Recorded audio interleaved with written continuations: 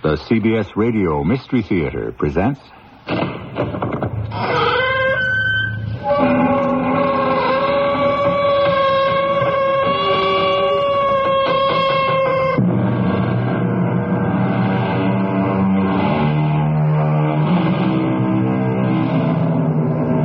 Come in. Welcome. I'm E.G. Marshall. Do you possess a soul? Do I? Does every human being have a soul, or does none of them? Is each of us merely an inchoate mass of drives and desires, some of us with the strength to fulfill them, others without it, weak, fit only for frustration and despair? These are large questions, and I regret I do not have the answers. It is a cosmic force. You understand what I am saying? I'm not sure. It is the human light, the unrevealed self-luminosity of all mankind. Yes. You are starting to grasp it. I can tell. I knew you would. From the first moment I set eyes on you. Listen to me. Everything gives forth light. Everything. Everything.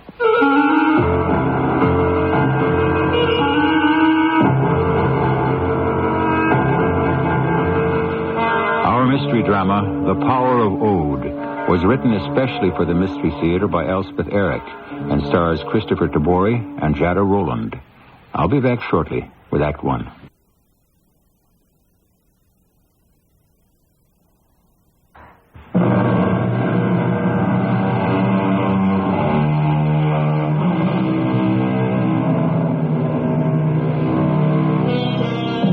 Arrogant man has usually credited himself with a soul while condescendingly denying it to the beasts. But when next you pass by a dog tied up on a sidewalk, waiting for the return of an all-important someone, go back and look deep into the anxious, watchful eyes. See if you do not detect there at least the hint of a steadfast, worshipful soul. Now I invite you to listen to the story called The Power of Ode.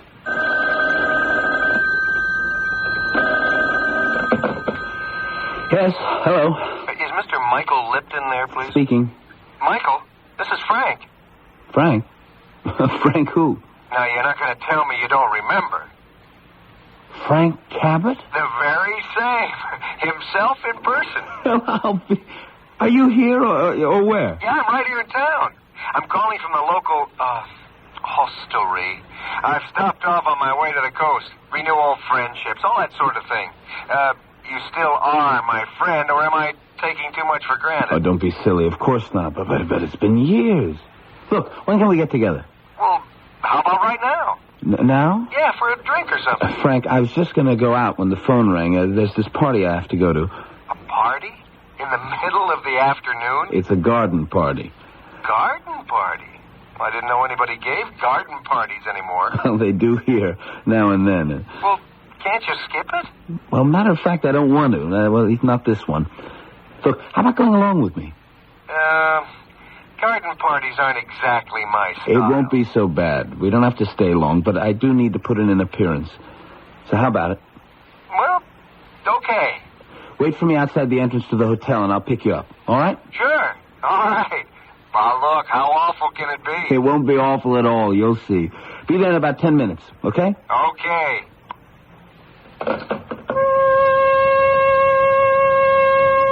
Frank Cabot. I hadn't set eyes on him since we were at the university together. I'd hardly even thought about him, though we'd been fairly good friends in the old days. Not really close. But, well, friends. He always got better grades than I did, had more dates, dressed better, was better looking. I suppose I envied him all that. In fact, I know I did. But that didn't prevent our spending quite a lot of time together and enjoying it. I was really looking forward to seeing him again. Oh, hey, there you are. Here I am. Frank, you look great. Well, so do you, old buddy. Come on, hop in. Hey, nice car. 5 years old, but it still runs. Well, what's this fabulous garden party you're taking. And I didn't say it'd be fabulous. I just said I wanted to be there. Any particular reason? You'll see. You'll meet her. Oh, a girl. Oh, I might have known. It's always a girl, isn't it? I don't know about always, but it is this time. Hey, you're serious. Dead serious. Well, wait till you see her. Oh, what's her name? Lorna Deering. It's her grandmother who's giving the party. Olivia Deering. Uh-huh. She's the grande dame of what passes for high society in these parts. Big house, acres of land, plenty of servants. Lots of money. Yeah. Oh, no wonder you're serious. It's got nothing to do with money. Well, what's wrong with money? I mean, what I feel for Lorna has got nothing to do with money. Will you meet her? Pretty? Well, I guess so. How old? 18, 19, 20 maybe. Well, you don't know her very well, do you? Well, I've taken her out a few times. Just taken her out? Yes, Frank. Just taken her out. Well, then you really don't know her at all. Well, that's your opinion. Well, all right, let's not fight about it, huh? That's no way to renew a friendship. Well, how come she's staying with her grandmother? Her parents died. Automobile crash. She had no place else to go. So she moved in with her rich grandmother. She moved in with her grandmother. She's planning to stay on for a while? I don't know. I haven't asked her. What did you talk about these few times you took her out? You know what, Frank? That's really none of your business. You know, you're right. You are right. Look, forget I said it, huh? Okay. Now tell me about yourself. What you been doing? Oh, I've been here and there. Paris, Rome, London, Amsterdam. Doing what? Working for the CIA or what? Foreign service. Oh, that's impressive. Very romantic. Not particularly. Well, it sounds that way to somebody in the tool and die business. You must tell me about it sometime. Well, there's not much to tell. You planning to stick around for a while? I might. Yeah, I just might. Well, we'll have to get together and... here's where we turn in. Mrs. Deering's place. Wow. It's quite a joint. A veritable mansion. Yeah, it's nice. Nice? It's fabulous. And there's your garden party. Oh, very classy people. Look, can I get a drink around here somewhere? Oh, punch, probably. Punch? Come on. Wow. Get a load of those gardens. Mrs. Deering has a gardener. A couple of them. Oh, I'll just bet she does. This way. Come on, follow me. Wait. Where are we going? In the house. What for? Look, how about the gardens? How about all those classy people? I wanted to meet them. Look, nobody's going to be in the house on a day like this. She is. Who? Oh, you mean, what's her name? Lorna Deering. Yeah, well, what makes you so sure she's in the house? She can't stand bright light. Come on. She's probably in the library. Why the library? It's cool and dark in there. She likes that room. Your Lorna sounds a little on the weird side, if you don't mind my saying so. I do mind, and she's not weird. She's got her own likes and dislikes. The way you have yours and I have mine. Okay, sure. You're right. Forget I said anything, huh? There she is. You see? Talking to that old guy. Oh. Well, who's he? I don't know. Never saw him before. Well, he's no competition for you anyway. 50 if he's a day. Maybe more. Maybe 60. Listen to me. Everything gives forth light. Everything. Yes. Oh, yes, everything. Hi, Lorna. What? Oh, it's you, Michael. I brought a friend over to meet you. This is Frank Cabot. We went to school together. Lorna Deering, Frank. Oh, I'm so happy to meet you. I could die on the spot. Oh, please don't do that. Michael, this is Professor Van Drucker. Michael Lipton. Frank Cabot, is it? Yes, Cabot. How do you do, sir? I'm pleased to meet you. And Mr. Lipton? How do you do? Very well, thank you. Well, I hope we're not intruding on something terribly private. Oh, not at all. It looked very absorbing from across the room. Well, you see, I was just telling Miss Lorna about the power of ode. You said, ode? Yes. Spelled O-D. Well, I don't believe I've ever heard of it. Have you, Michael? No, I don't believe I ever have. That's the whole trouble. So few people have. And it's fascinating. Absolutely fascinating. It is a natural force, an elemental power, sometimes called the odic force, the odic power. As I was telling Miss Lorna here, it permeates the universe. It spreads itself from star to star. It is the human light, the unrevealed self-luminosity of all mankind. Everything gives forth light. Absolutely everything. You see? Well, to be perfectly honest with you, It's very intriguing, Professor. Ah, you think so, do you? Well, how do you know, well, get at this ode, this odic force, whatever? Oh, by various means. such as? Magnets, heat, light. Amazing. By chemical or vital action. Really? The various manifestations of the odic force, are distinguished by special names. For instance? Well, there is biode, the ode of animal life. There is elode, the ode of electricity. The magnatode, the magnetic ode. Anybody like some punch here? And then there is pantode, which is ode in the general sense. I tell you, why don't I get us all some punch? Tell me, Professor Van Drucker, how did you happen to, latch onto this ode thing? Well, I think I'll do that. Get us all some punch. I'll be right back. You see, I was raised and educated by my grandfather. And when my grandfather was a small boy, he was privileged to spend a great deal of time in the presence of Baron Karl von Reichenbach. It was von Reichenbach who discovered the phenomenon he christened ode. He was a baron, was he? Oh, yes. My grandfather spent a good part of his youth at the Baron's castle of Reisenberg.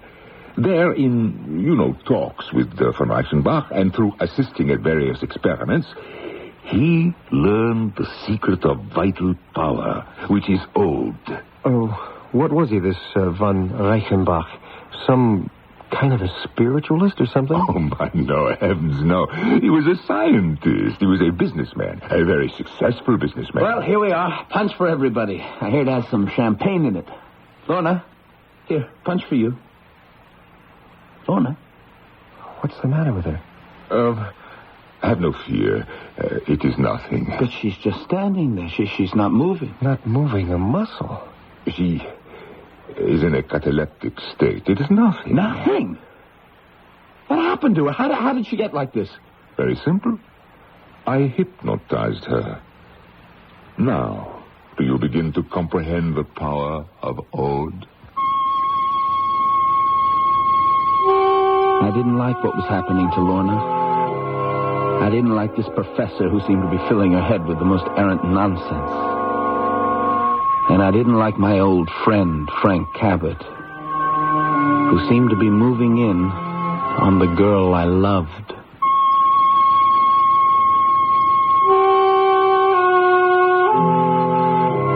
It's all true.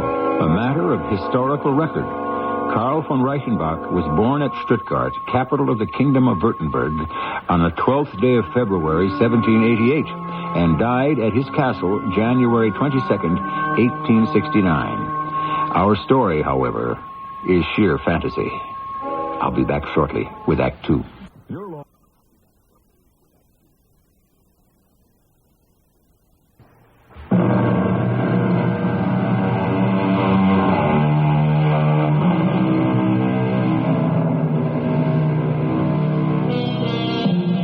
Have you heard of the vital force, or read about it, or simply gone through life with the uneasy feeling that it exists, but you cannot locate or define it?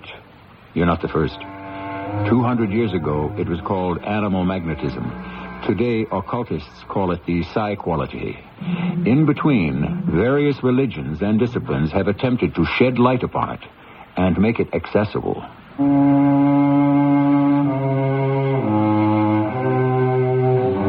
When my father died, after that horrible accident, my mother too, I thought my life was over.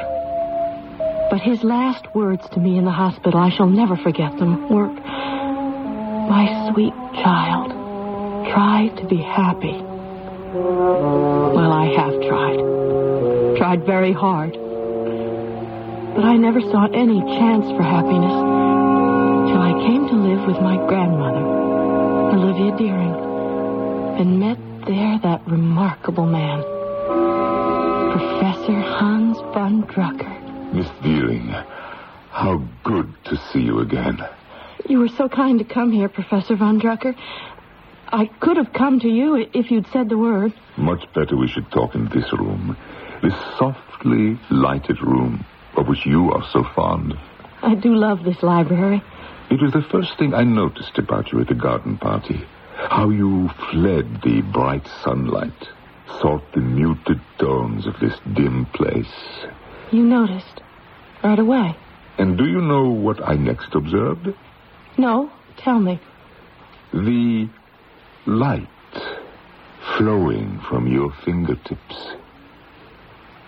Are you serious? Oh, my dear Lorna, may I call you that? Please do. If only you knew, could realize how serious I am. First of all, the aversion to strong light. This was a characteristic of Baron von Reichenbach's very first subject. This was in 1844. The poor girl could not even bear candlelight. Imagine. And did light flow from her fingertips? Light flows from everyone's fingertips. You mean that? In varying degrees, of course. Sometimes barely detectable. It is the odic force, and a high sensitive like yourself possesses it to a remarkable degree. Is that what I am? A high sensitive. With abnormal sense power. I have always felt... I never knew what to call it. But I felt something. Something I could never express. Let me try a little experiment, will you? What sort of experiment? Oh, it will not hurt you in the least, I promise. Look. Look what I have here. Oh, why, it's a crystal, isn't it? That is precisely what it is. Now, if you will please hold out your arm. Like this?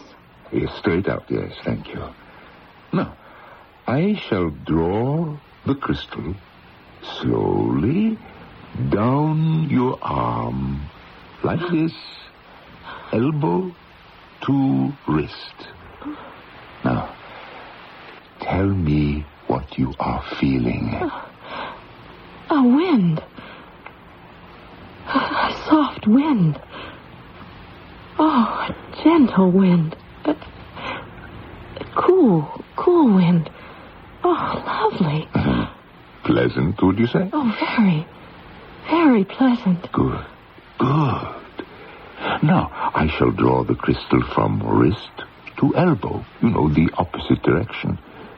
Slowly up the arm like this. Now, tell me what you are feeling, my dear. Oh, heat. It feels warm. Not enough to burn me, but warm, quite warm. And is it pleasing, this feeling of heat, of warmth? No, not really.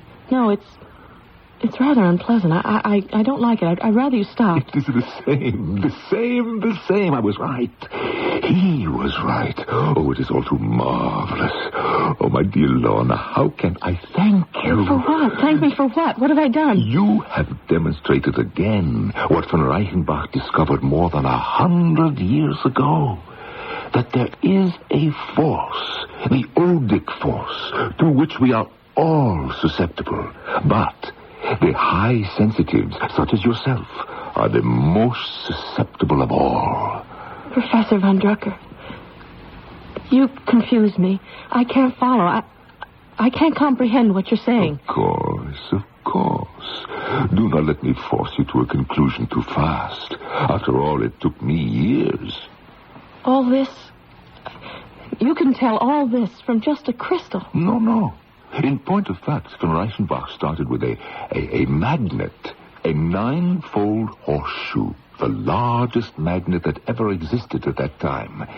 Then he asked the father of the subject, a man named Novotny, all this happened in Vienna, he asked Novotny to hold before his daughter this huge magnet capable of supporting 90 pounds of iron. Mr. Novotny did so, without von Reichenbach's even being present. And the next morning he was told that Miss Novotny had actually perceived a distinct, continuous luminosity. Really? You mean it? Now, wait. For as long as the magnet was kept open, the fiery appearance was about equal in size at each pole. Close upon the steel from which it streamed, it appeared to form a blazing vapor, and this was surrounded by a glory of rays. Oh, it sounds glorious.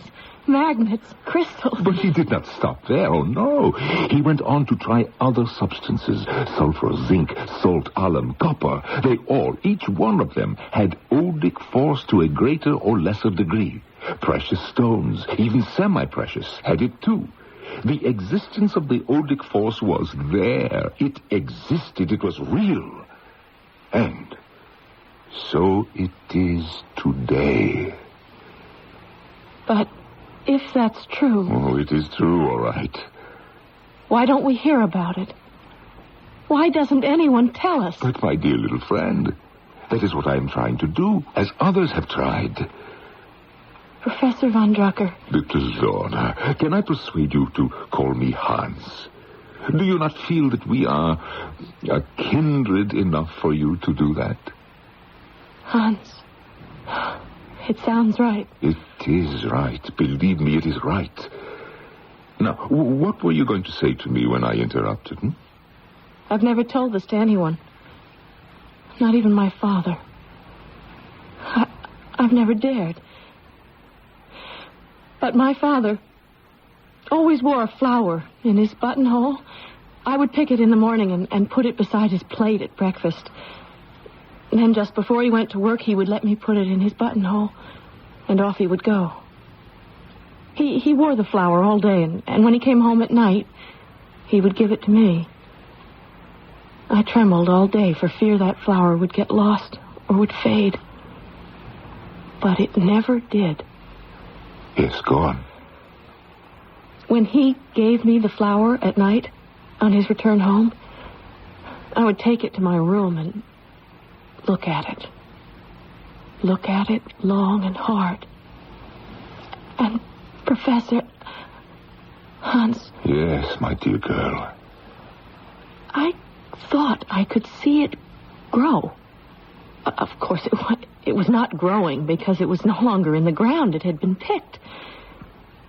No. What I was seeing was its death throes. Its last gasps, you could call it. The final flickering of life within it. I would watch and watch till it faded and died. Sometimes I would cry a little. It just seemed so sad. But then I would stop crying and go downstairs for dinner, because I knew that the next morning there would be a new flower, and my father would wear it all day and bring it home to me at night, and I would watch it till it died. Oh, my dear. Wait. That's not all. As I watched each flower die, I saw... This is what I've never been able to tell anyone, not even my father.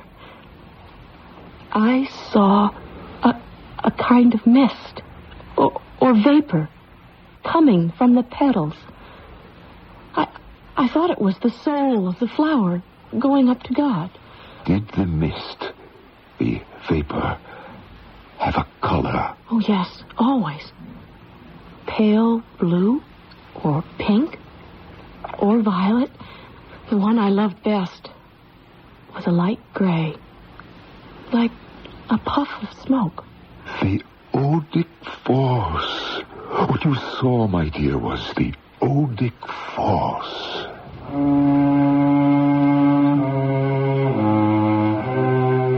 I don't remember when the professor left the library. I think he left very quietly because he knew I was lost to my memories. And the new, the strange interpretation he had put upon them. I felt as though everything was coming together for me now. As though I was starting off down a new path that would lead me to my destiny.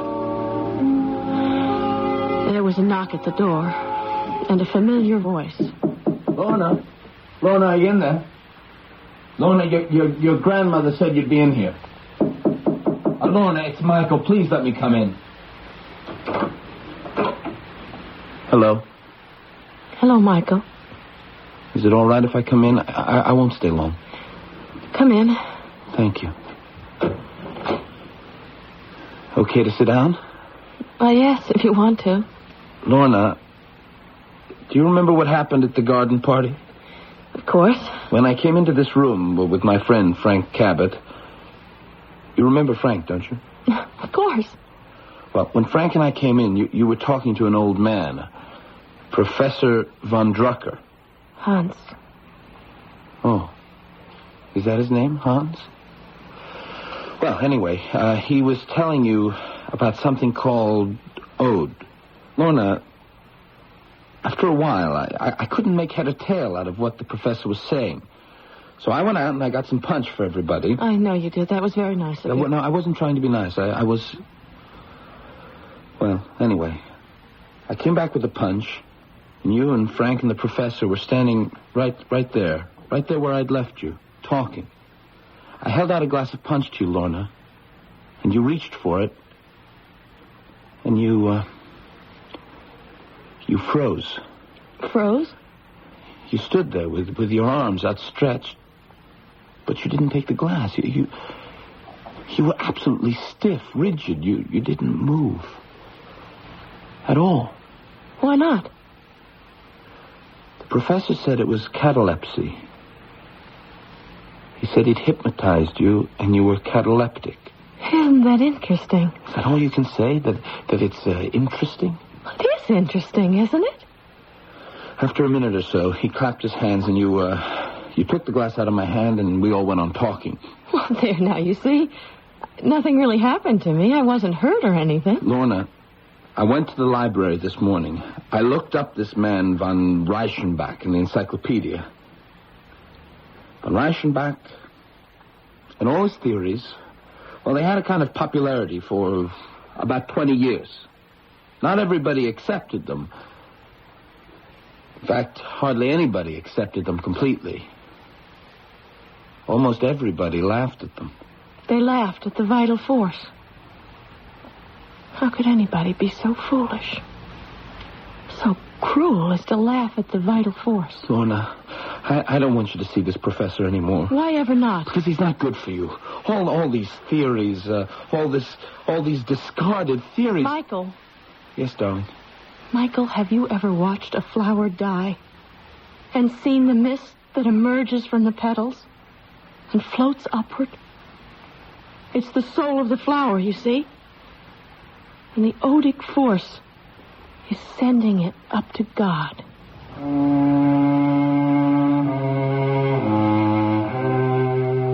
Poor Michael. He didn't understand a word of what I was saying. He just looked at me. I think there were tears in his eyes. He seemed so helpless, so forlorn. I think Michael loves me. And he's very sweet, very kind, very dependable, all those good things. But Michael is no high sensitive. So, of course, he doesn't understand.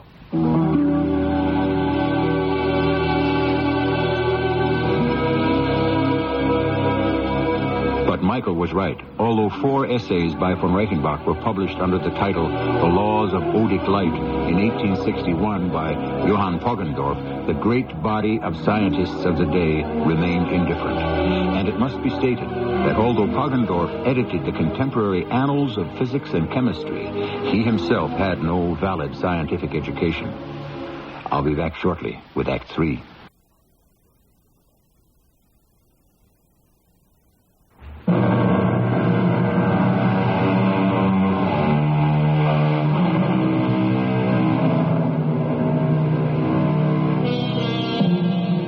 Lest you think that the Baron von Reichenbach was a romantic visionary, let me give you some details of his life up to the age of 51.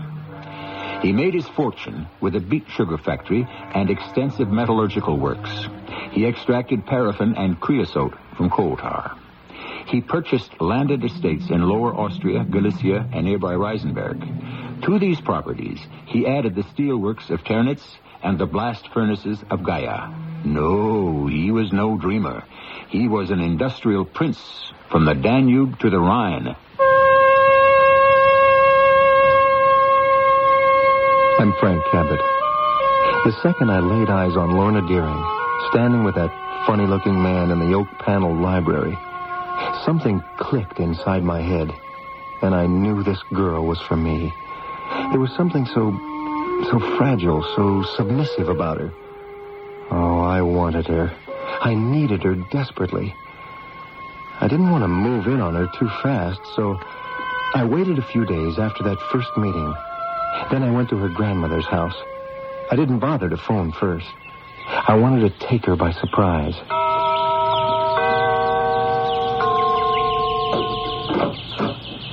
Remember me?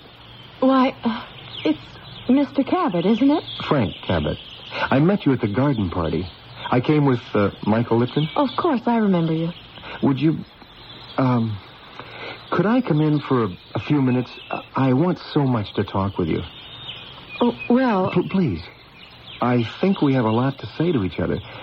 Anyway, I have a lot to say to you, and I hope that... But you see, Mr. Cabot... Call me Frank, huh? Something's happened. I'm not alone here. Oh, I'm sorry. No, it's nothing like that. Professor von Drucker is here. You remember him? Well, of course I remember him. Well, he's staying here now. Oh, I didn't know. I persuaded my grandmother to let him come here to stay after he fell ill. Oh, the professor's ill? Well, nobody told me. Oh, I'm terribly sorry. It's some sort of paralysis on one side. What does the doctor say? The doctor. He says it's hemiplegia, something like that. What brought it on? Do they know? All this work he's been doing. Trying to get von Reichenbach's idea revived. The poor man's exhausted. Oh, yeah, that, ode thing. The odic force. The power of ode. Yeah, that. I was really impressed the way he talked about it. Really impressed. You were? Well, you see, I'm a high sensitive. Hans says I am. And high sensitives have healing power. It comes from the odic force. Do you understand? I think I do, Lorna. Well, that's why I asked my grandmother to let Hans move in here, so I could heal him. I'm spending all my time with him. Look, I understand. Could I come back in a couple of days, maybe? I don't know. Not just to see you. I'd like to talk to the professor. I want to tell him how impressed I was by everything he said. That stuff about the odic force, all that. He really gave me a lot to think about. Do you think he'd maybe want to talk to me for a few minutes? Well, I think he'd like that. I really do. Well, then, maybe afterwards, you and I could talk, too. Yes. Yes, maybe we could.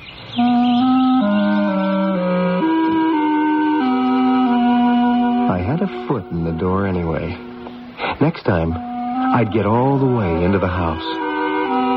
I sort of avoided Michael for the next few days. I didn't know how he'd react to the idea of me moving in on Lorna. Not too favorably, I suspected. So I spent my time at the library. No luck there, but in a dingy little second-hand bookshop, I found a copy of the 4 essays by Karl von Reichenbach. They were pretty heavy reading, but when I finally got to see Professor von Drucker, I knew what I was talking about. More or less. Come in, Frank. Well, thank you, Lorna. How is he? Better. Much better. We've set up a bed in the library. It's easier for the maid that way. And pleasanter for Hans. Come on, I'll take you to him. Such a wonderful man. I'm so glad you think so. Oh, I do. I wish Michael did. Michael? Oh, what does he know? Frank Cabot is here to see you, Hans. Oh, ask him to come in, please. Here he is. Professor Von Drucker. How splendid you look. Give me your hand. Strong, huh? Oh, very strong. Very. You should have felt my hand clasp a week ago. Like a limp rag. No more strength than a kitten. Isn't that marvelous? This is the marvel. This lovely girl right here. And the vital force that flows from her hands. Oh, now, Hans. But it is true. It's all true. Hans, I'm going to leave you and Frank alone for a few minutes. I know he wants to talk to you. I certainly do. And when I come back, I'll bring you a surprise. A surprise? How delightful. What is it? Wait and see. You're going to love it. Well, sir, you're certainly looking shipshape. Well, you saw how much better my hand is. Well, that's quite a handshake you gave me. The leg is still paralyzed, but with time and the ministrations of my dear Lorna... She really is a high sensitive, you think, huh? I know. Her hands are like flames. The odic glow, like a current. Ah, you know about it, do you? Oh, only a little. You see, it is some sort of radioactive matter. When a uniquely sensitive person passes her hands over an afflicted body, well, astounding therapeutic effects are obtained. A sort of emanation flows from her hands. Fascinating.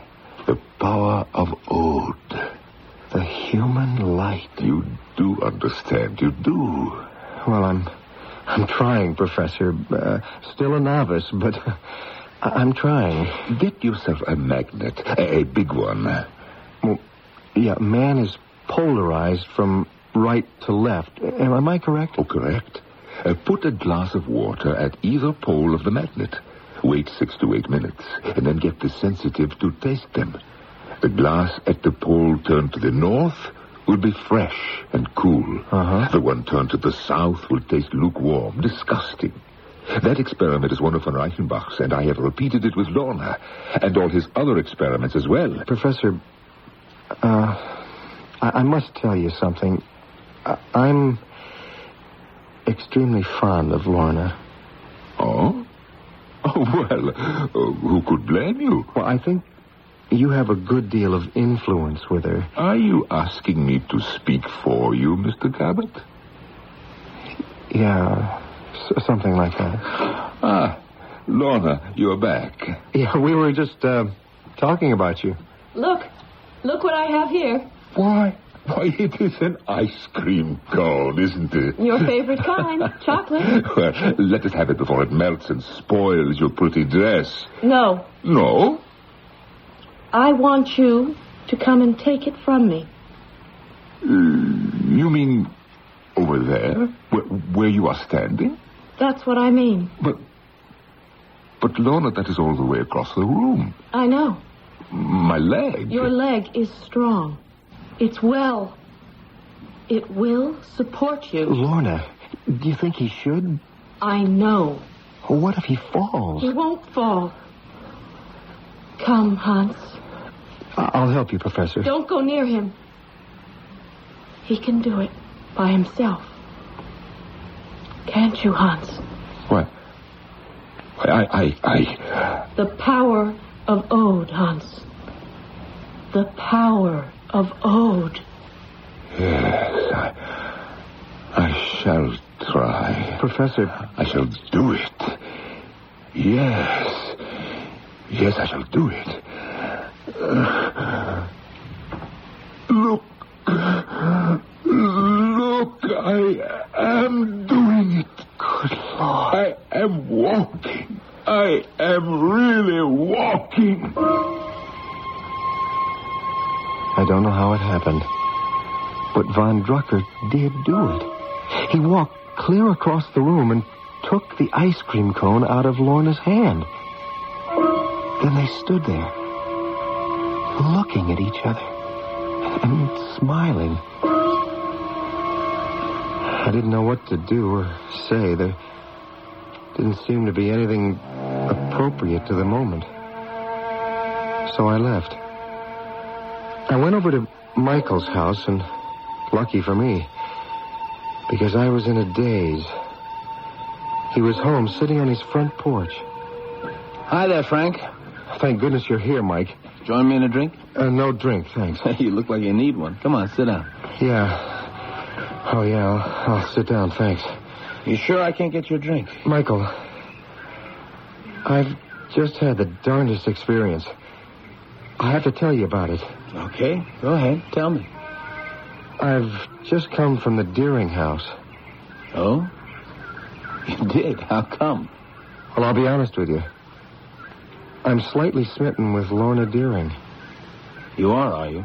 You can't blame me. I can blame you for sneaking around behind my back. Don't feel that way about it, Mike. Well, what other way am I supposed to feel? Well, let me tell you what happened. I read up on this ode stuff. It's very hard going if you're not into that kind of thing, which I certainly am not. And I sort of dropped in casually at the Deering house and told Lorna how impressed I was by the odic force, etc. Oh, but it's balderdash, that stuff. I looked up von Reichenbach in the encyclopedia. Nobody took him seriously. Von Drucker does, and Lorna does. That's enough reason for me to. You mean you pretended to, isn't that it?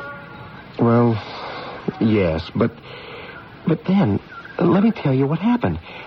You know, Lorna took von Drucker into her grandmother's house after he developed this paralysis in his arm and leg. Hemiplegia, they call it. Yeah. Well, Michael, what if I told you that it's the same thing von Reichenbach came down with toward the end of his life? Oh, so what? Plenty of people do, from a stroke or, I don't know, something.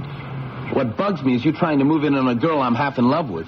What about me? I'm half in love with her, too. Frank, look who's coming this way. It's Lorna and von Drucker. Yeah, but he's walking. I know. He isn't even leaning on her arm. I've been trying to tell you. Michael? What's been going on? The odic force, my boy.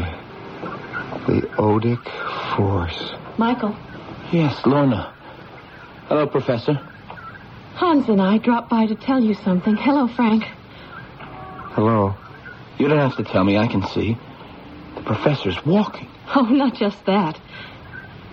We wanted to tell you because you're very dear to me, Michael. You too, Frank. We wanted you both to know. We're going to be married, Hans and I. Why, that's great. Yeah, congratulations, Professor. Together, we two will carry on the great work of Karl von Reichenbach and his discovery of the power of ode.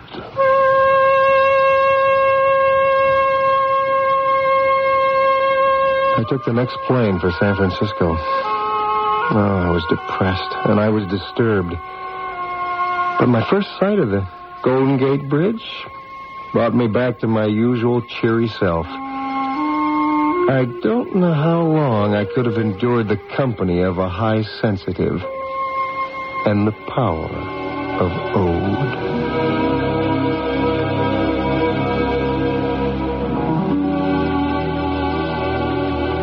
Reichenbach died in 1872 at the age of 74 at his castle of Reisenberg in Vienna.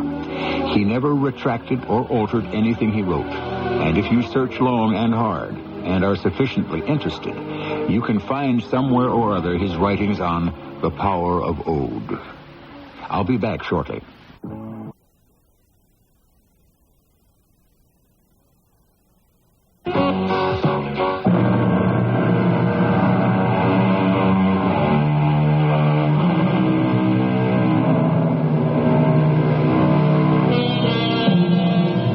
Have souls?